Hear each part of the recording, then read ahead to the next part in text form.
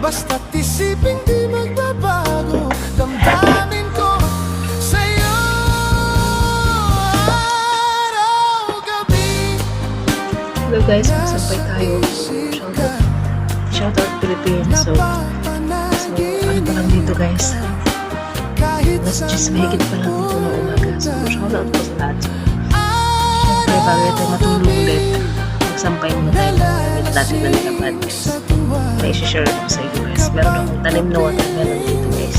Pakita ko sa inyo. Araw-gabi tayong dalawa.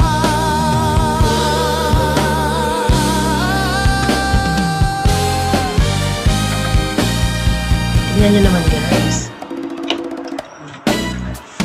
May bulaklak na siya guys. Oh. Wait lang. Biruin mong nasabi ko ang nais kong May bulaklak na siya guys. Diba? I'm happy. Ang saya ko guys. Kasi pag nag-start na siya magbulaklak guys, mag-start na siya na magbubunga. So, yun lang. Nakita nyo guys. Ang init dito guys. Mga plus 10 pa na mahigit. So, diba guys? Watermelon. Tinanim mo. May bulaklak na siya guys. Oh. Nakikita niyo yung bulaklak guys. Kulay dilaw. Yan lang. Balik ko na siya guys.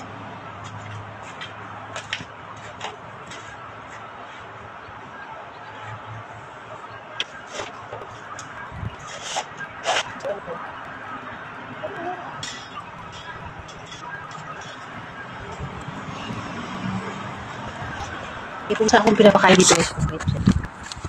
Hello me. Hello.